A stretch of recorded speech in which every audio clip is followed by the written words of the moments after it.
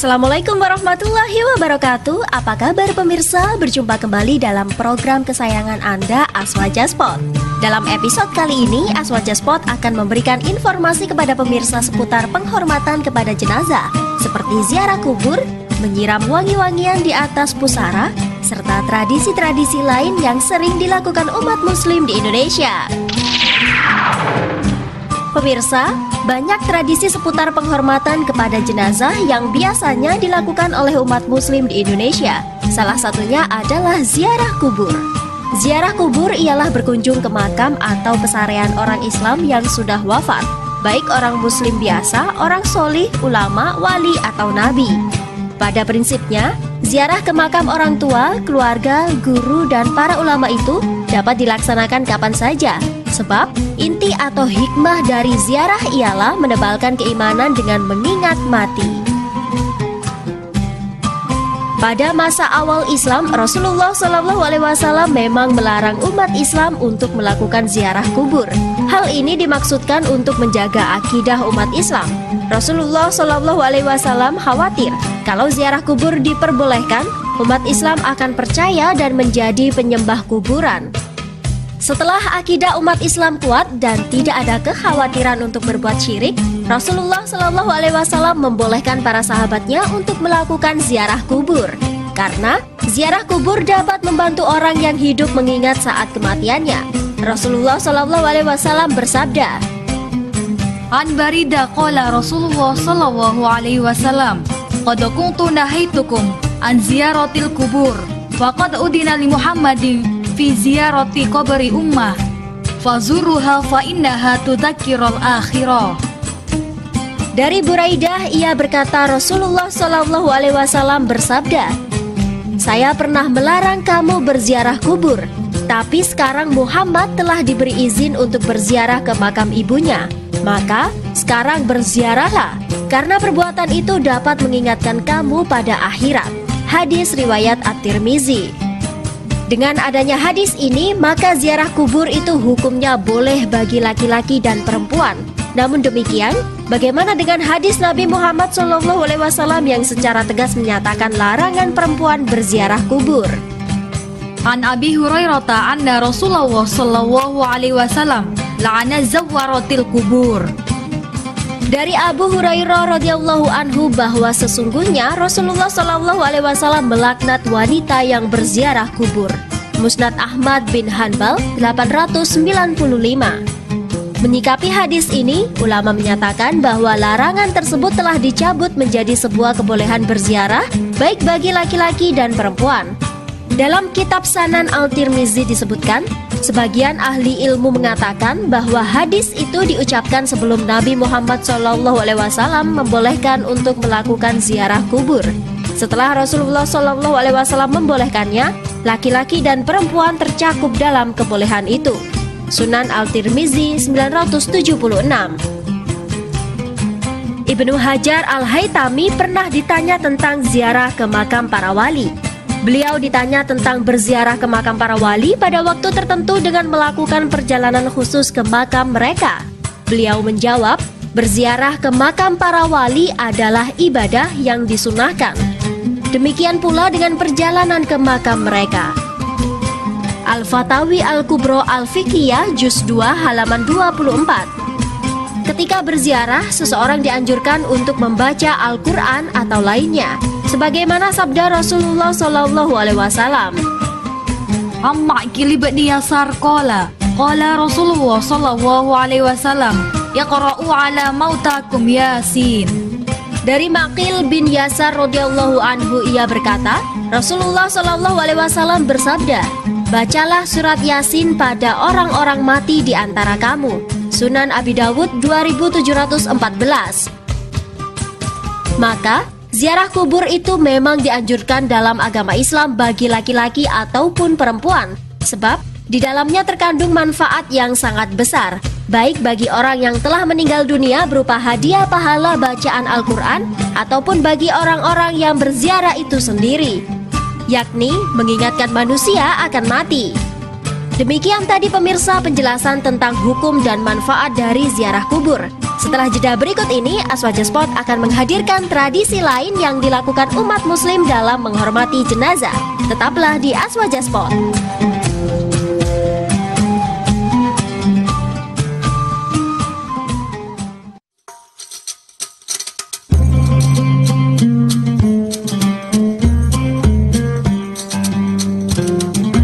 Terima kasih pemirsa, masih bersama Aswaja Sport.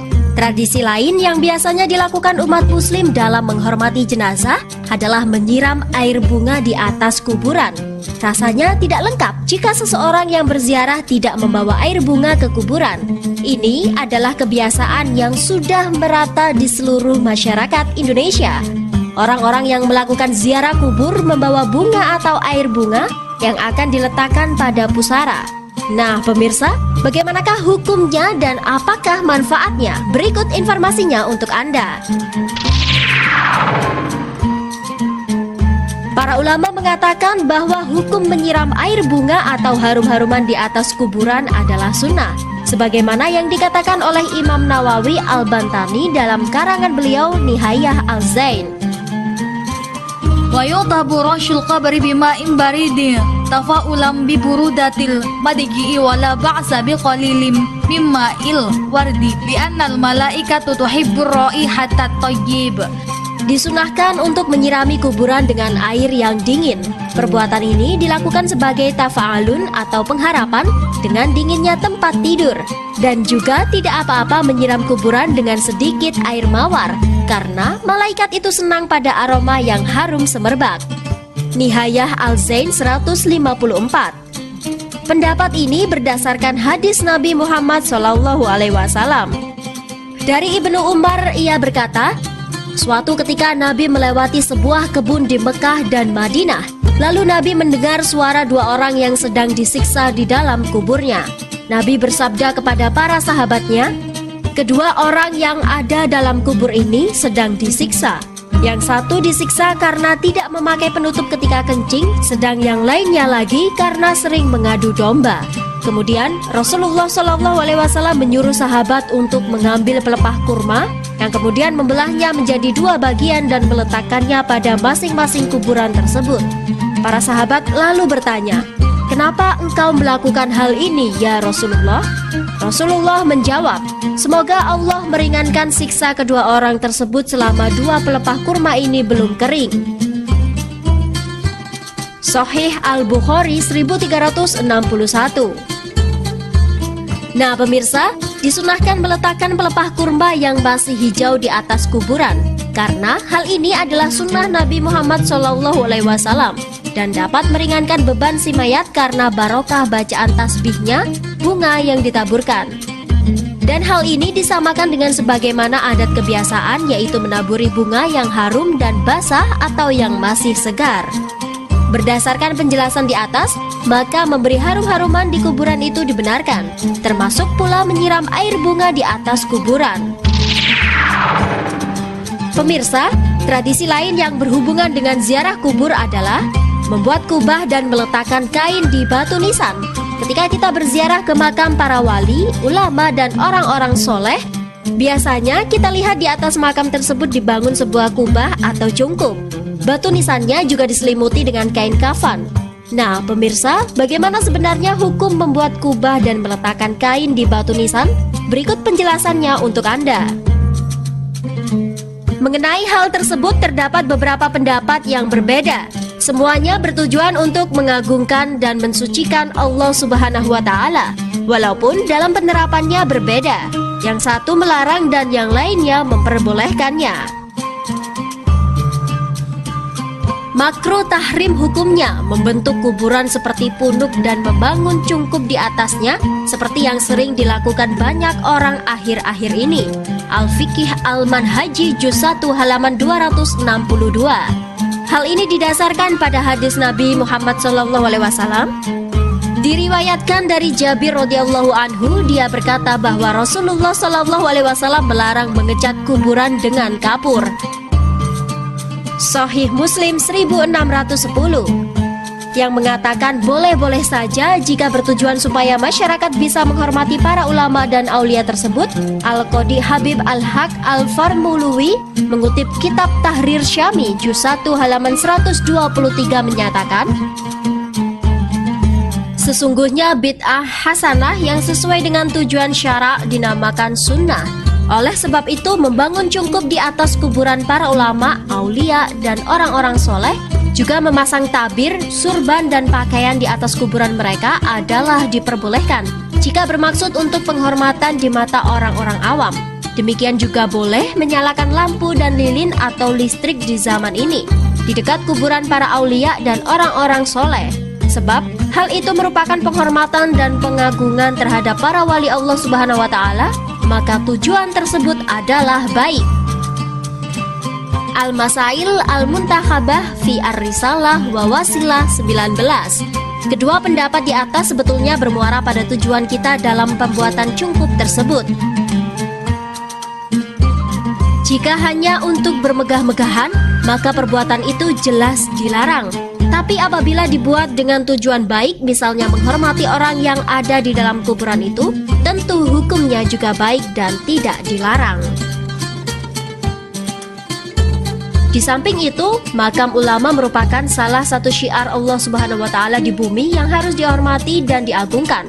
Firman Allah Subhanahu wa Ta'ala, "Dzalika wa may yu'azzim sya'airallahi fa innaha min taqwal qulub." Maka barang siapa yang memuliakan syiar Allah, maka itu termasuk bagian dari ketakwaan hati. Quran Surat Al-Hajj 32.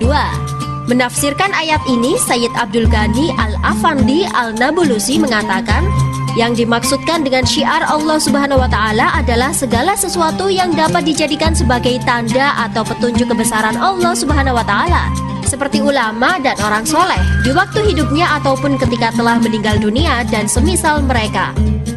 Kasyif Al-Nur'an Ashab Al-Kubur 13. Berdasarkan beberapa keterangan di atas, dapat disimpulkan bahwa memasang kain di batu nisan atau membuat kubah di kuburan, khususnya pada makam para wali, tidak dilarang. Apalagi cungkup tersebut dapat dimanfaatkan sebagai tempat untuk membaca Al-Quran, berzikir, dan berdoa kepada Allah Subhanahu wa Ta'ala. Tentu semua itu sangat dianjurkan.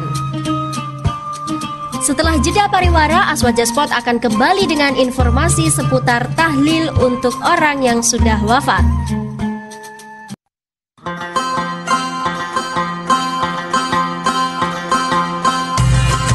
Tradisi lain yang sering dilakukan masyarakat dalam menghormat jenazah adalah tahlilan. Sudah menjadi kebiasaan di masyarakat, jika ada keluarga yang meninggal dunia, mereka berkumpul di rumah duka untuk mendoakan orang yang meninggal dunia tersebut. Kegiatan ini lebih dikenal oleh masyarakat dengan istilah tahlilan. Bagaimana hukum melaksanakan kegiatan tersebut? Sebab Rasulullah SAW tidak pernah mengajarkannya. Pertama-tama yang harus ditegaskan adalah tidak semua perbuatan yang tidak dikerjakan pada masa Rasulullah SAW itu dilarang. Fakta sudah berbicara bahwa ada banyak hal yang tidak ada di masa Rasulullah SAW, tetapi dikerjakan oleh para sahabat dan tabi'in, kemudian diyakini oleh umat Islam sebagai suatu kebenaran. Misalnya, pelaksanaan sholat tarawih secara berjamaah sebulan penuh, mendirikan sholat Jumat lebih dari 2 tempat dalam satu desa, mengumpulkan Al-Quran dalam satu mushaf, azan pertama pada hari Jumat, dan lain sebagainya. Semua perbuatan tersebut tidak pernah dilaksanakan pada masa Nabi Muhammad SAW, namun dilakukan oleh generasi setelah Nabi Muhammad SAW, karena memang tidak bertentangan dengan prinsip dan inti ajaran Islam. Maka demikian pula dengan tradisi berkumpul untuk tahlilan yang telah diamalkan secara turun-temurun oleh mayoritas umat Islam di Indonesia. Meskipun tidak pernah dilakukan pada masa Rasulullah SAW, namun perkumpulan untuk tahlilan tersebut diperbolehkan karena tidak satupun unsur-unsur yang terdapat di dalamnya bertentangan dengan ajaran Islam. Bahkan secara esensial merupakan aplikasi anjuran dan tuntunan Nabi Muhammad SAW.